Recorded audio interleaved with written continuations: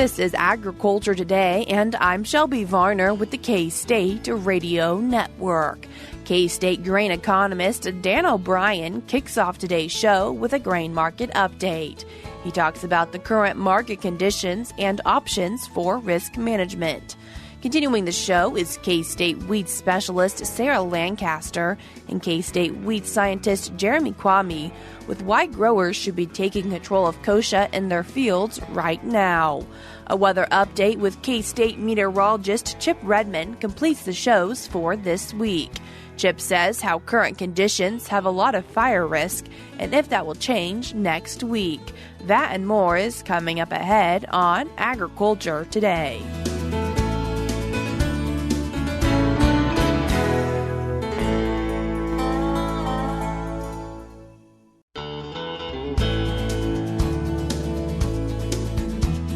You're tuned in to Agriculture Today, and we start our Friday show with a grain market update. And as always, we're joined by K-State grain economist Dan O'Brien. Dan, thanks for joining us today. Thank you, Shelby. Dan, kicking off our grain market conversation with what are futures looking like? Well, we've certainly seen downtrends in the major futures contracts that Kansas farmers are paying attention to. We've seen a long-term downtrend since back in November. Right now, our effective lead contract, the May contract, had been up to about $5 and dropped to about $4.10. And then we've seen a little bit of a turn higher from those lows of about $4.10 or so up to a close yesterday of $4.29. And some of that probably is the rolling out of the March contract, which is just about defunct. And the volumes show it, just the volume of trade of the number of positions in the March contract, minuscule, a small percentage of what they are in the May contract. So when grain elevators, ethanol plants, whoever exporters, when they give grain bids now, they'll be giving their bids basis the May contract for corn. For wheat, of course, we've had quite a long-term downtrend for wheat as well. The most recent one, probably since mid-late November, about Thanksgiving, had dropped from about $6.75 down to a low of about $5.50. And again, also with that contract, again, hard red winter coming out of the March contract. We had so many short positions there. Had to buy back out of that March contract to get into the May. But overall, we've come up now to close yesterday about $5.87 from those lows about $5.50. And that's not a major market rally, but at least it's an interruption of the downtrend. The May soybean contract, a strong downtrend began again back in late November. Around Thanksgiving, apparently we decided to turn the corner and go for the downside. Dropped down to about $11.25. Closed yesterday just a little bit over $11.40. A similar pattern to corn and hard red winter wheat, but not quite as much of an uptick. So getting all those, we've got just minuscule amounts of volume in the March contract. So we're really now focusing on May.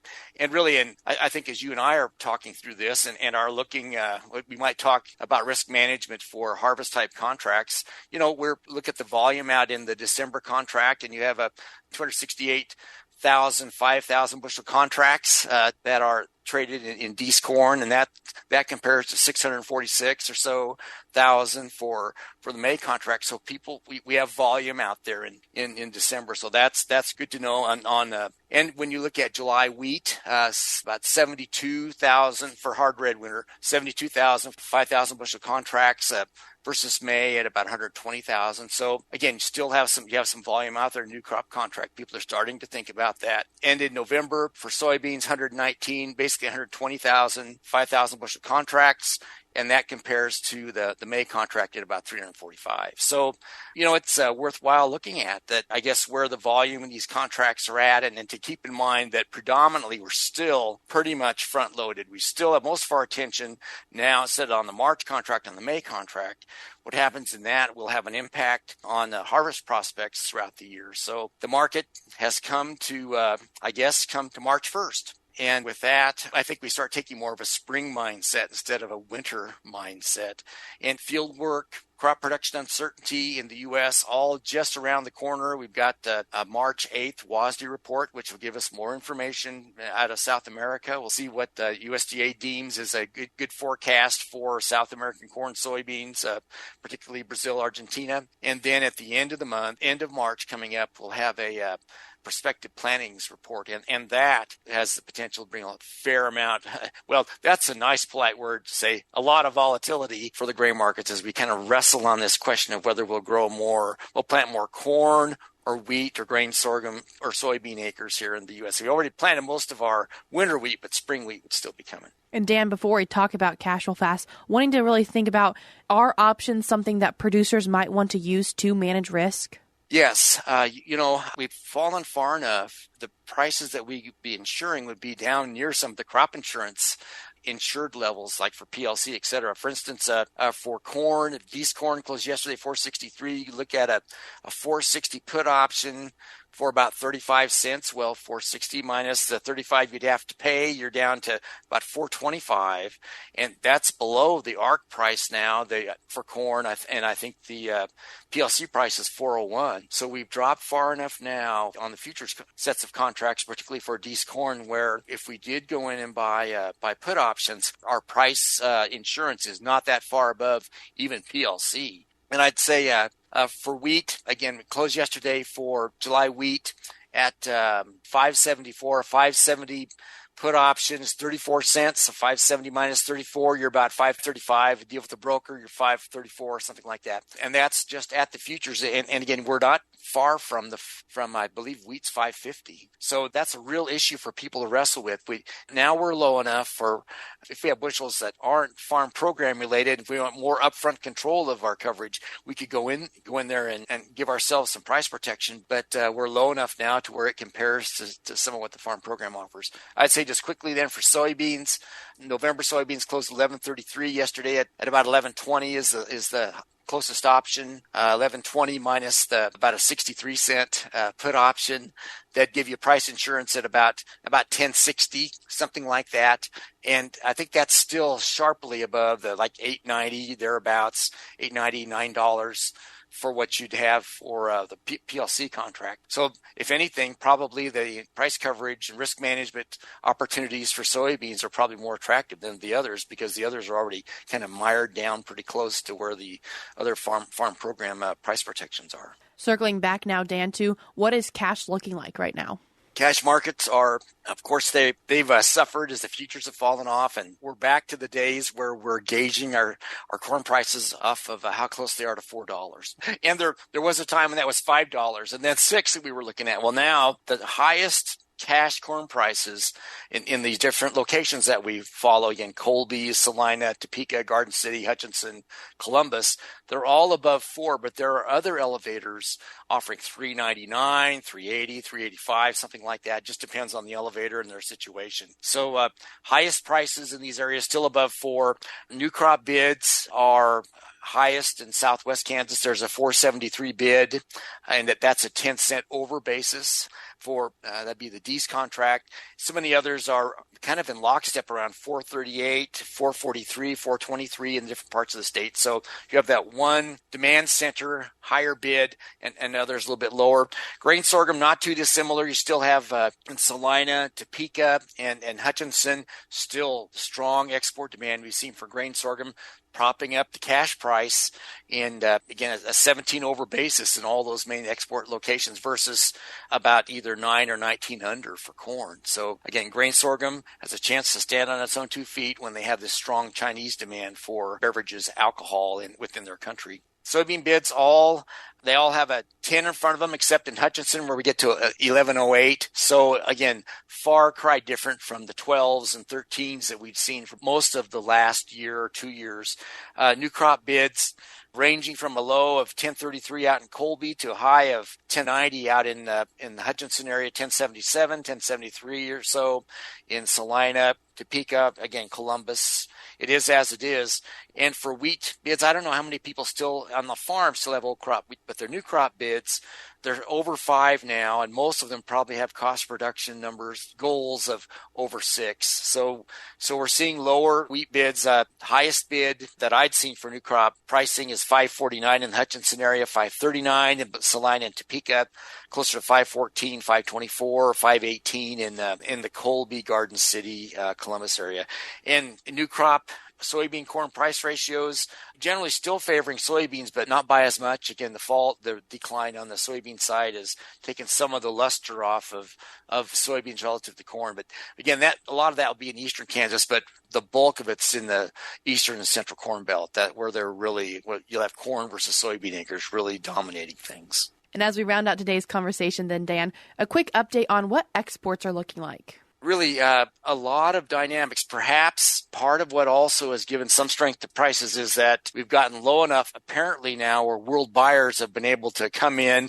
I didn't say sneak in, come in and to buy a fair amount of grain at a pretty cheap price compared to where we're at. And for corn, we had averaged about 48 million bushels here for the week ending February 22nd, need about 50 to meet the USDA average. And really, that's pretty good compared to where we had been. Grain sorghum, about 4.95 million bushels at the week ending the 22nd. We need about 4.1 to meet the USDA's projection. So going great guns there. We get into the wheat complex. Hard red still languishing, but soft red going wild. Really had a week of 10.3 million bushels of hard red spring being exported, need about 4.75 million bushels to meet their USDA goal, as opposed to where we're at on hard red. Again, just tough Russian, Ukrainian, Black Sea competition for that type of wheat. 1.2 million bushels exported, need about 4 to meet the USDA's projection. So tough there. And soybeans, we exported about 40.5 million bushels for this most recent week. We have numbers for, need about 20 to meet the USDA's goal. And what window do we have relative to South American availability? That's really the issue. But while we've got this opportunity, we're exporting some soybeans, so that's a good thing. That was K-State grain economist Dan O'Brien. We're cutting to a short break now, but stick around because we have more for you ahead.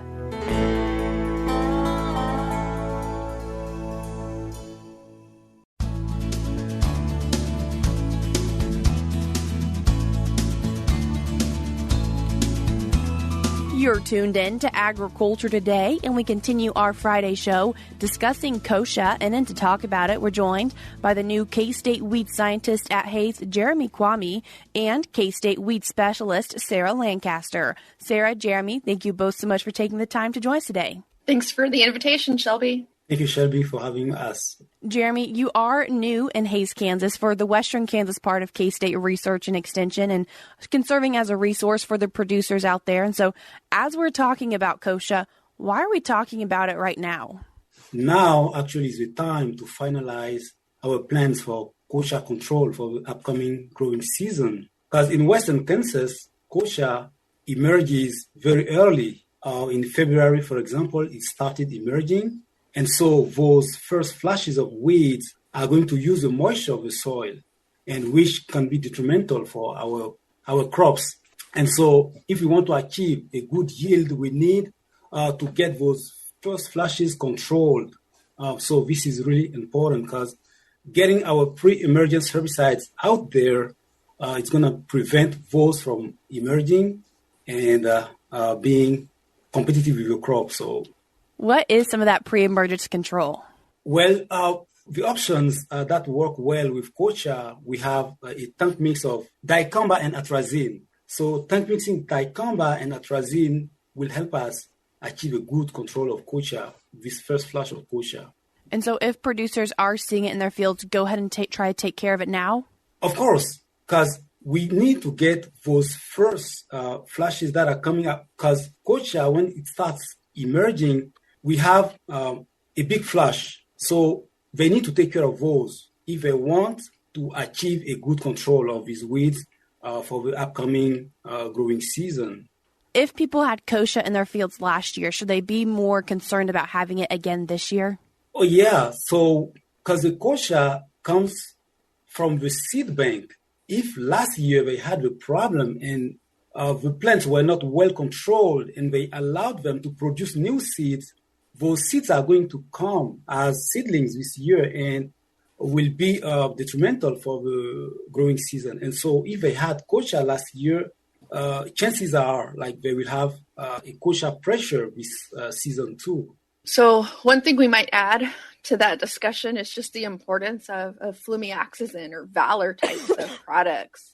We know that there's some data that suggests that we can use a product like Fierce, which is flumioxazin or Valor, plus pyroxasulfone or Zidua, and that's going to stretch out our kochia control a little bit and give it a little bit longer. One thing we should talk about when we talk about incorporating flumioxazin into this early spring burn down program for kochia is the fact that our colleagues in North Dakota have discovered several populations of kochia that are resistant to group 14 or PPO inhibiting herbicides like Valor and sulfentrazone. We're talking about pre-emergence herbicides, so really important to do it before other things start growing also in fields? Yeah, so, we put the e-updates out, Shelby, over the last few weeks. And so, the time to be spraying was really a couple weeks ago when these first articles came out. Because, we've been, as Jeremie indicated, we've been hearing about emergence since early February. It's important to use products that have residual activity, so multiple effective herbicides with residual activity. So that'd largely be our dicamba or atrazine and our flumioxazin. And then we're also bringing some post-emergence activity with all of those products as well. So it's good to be able to control, both ways with those products. And there's some research that's been done from 2019 looking into corn and grain sorghum and how kochia can impact them. Well, talking about this study, so it was conducted at multiple locations, like it was a multi-state study where some herbicide programs labeled for corn, wheat, soybean, even sugar beets were tested and see how those programs would control kochia. And so the result of this research showed that the herbicide programs for corn showed a very good control of kochia, glyphosate-resistant kochia with about 99% control. For fallow, they obtained like 97%. Soybeans was 96%, wheat 93%. But then sugar beet, it was really less than 32%. But definitely with corn programs, they had the greatest and the more consistent control with, those programs for kochia, glyphosate-resistant kochia populations. And so the herbicides which were used for that study of 2019 in corn, so what they got, the herbicides they used were like degree extra followed by impact, and verdict, as Sarah said, also followed by status provided a good control, as well as balanced flex followed by Lodis plus Atrix. And so the important thing about balanced flex or let's say about Lodis and Atrix is we know from the literature that those herbicides, they tend to synergize, which means when they are mixed, the efficacy is increased. So we achieve a better control of weeds by mixing Lodis and atrazine or Atrix. So these were the three programs they tested on corn, and they worked very well for kochia control. And so, are there other things related to herbicides that producers should keep in mind? Some other things we could talk about here. We know the importance of, those residual herbicides before planting right? So we've got the kind of early burn down, and then we've got some things at planting. So other things that we can think about, another product that we could look at is the product called Verdict. So Verdict is a combination of dimethenamide, which is Outlook, right, and saflufenicil, which is Sharpen. And so it does a nice job as well of bringing some kochia control and some pigweed control. And so as we think about programs ahead of grain sorghum, Verdict can really play an important role there because it's going to give us some residual activity as well as some burn down activity on both kochia and pigweeds. And so that can be a good product to plug in there as kind of your early burn down for your grain sorghum acres. Sarah, any additional comments when we're talking about kochia for grain sorghum and soybeans? So Jeremie mentioned that sulfentrazone is a key product for ahead of soybeans. for Kochia Control, and he's exactly right. So products like Spartan can help us with our Kochia Control, as well as products like Valor. So those PPO inhibitors that we can use ahead of our soybeans are still going to be key components in these programs. So, I alluded earlier to the possibility of resistance to these PPO inhibitors in kochia populations. And, even though most of our farmers are doing a really great job of putting these products out in combination, it's still something that I've spent a lot of time this winter having folks think about, just really being on the lookout for signs of PPO or group 14 resistance in kochia. So Slipsin, sulfentrazone, Valor in particular. So really a time, once again, for producers to be very vigilant and checking their fields quite often?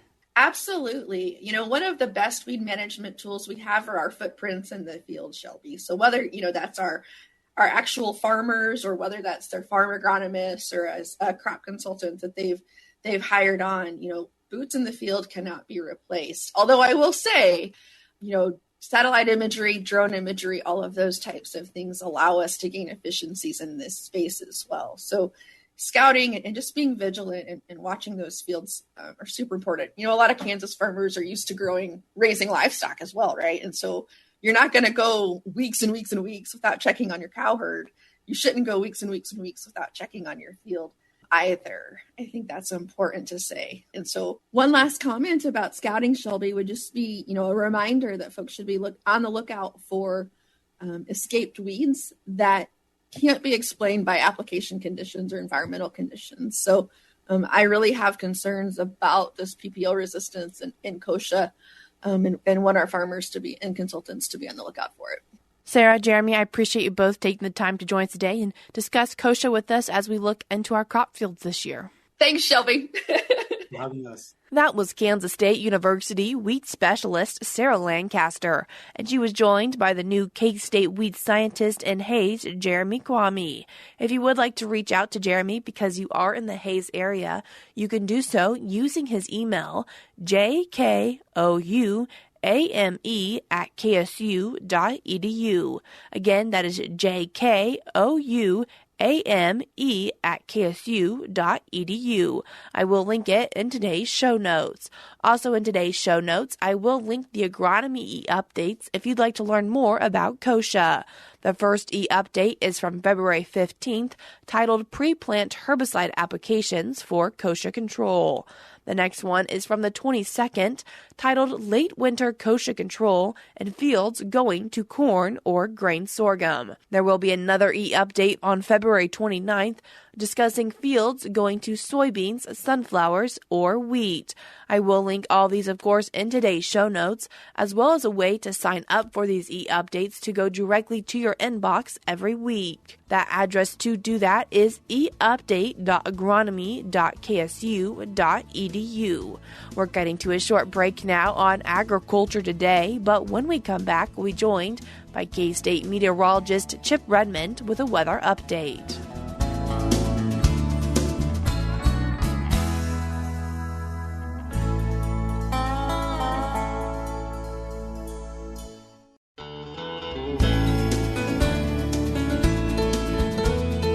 You're tuned in to Agriculture Today, and we conclude our Friday show with a weather update with K-State meteorologist Chip Remond. Chip, thanks for joining us today. Howdy, thanks for having me. Chip, as we round out February, how has February been weather-wise? February has been kind of awkward. I had a lot of precipitation to start the month, but now, as we record this, we're about 25 days for a lot of the state since we measured at least 1/10 of an inch of moisture. And that's a long time, any time of the year, to go without precipitation, or at least a wetting rain, or enough to wet the ground. And we've definitely seen things change drastically from where we were in early February to where we're at now, just with the vegetation starting to grow a little bit, which, not abnormal as we enter spring. I expect everything to eventually green up, but things are definitely advancing at a much more rapid rate than we typically see. And even though we had some cooler temperatures this past week, still above average temperatures for February? Yeah, when you look at February as a whole, there were only 4 days and maybe 5, depending on where you're at, the whole month that were at or below average. All the rest were above average. Some were 20 degrees, almost 30 degrees above normal for the time of year, which is just incredible. And then to get multiple of them throughout the month is even more impressive. We did get cold this month. We had a pretty big temperature swing, too, where it was about 60 degrees, depending on where you're at, even 70-degree temperature swing over a day or two. That's not unheard of. It's spring in Kansas, and we do get those kind of fronts. It's just after it's been so warm for so long this month, it comes as a big drastic change to the system. And then you got to think about, too, is wheat's been growing with these warmer than normal temperatures. The cool season grasses are growing, trees are budding out, and this cold can be devastating to those crops and anything else that's progressing forward for spring.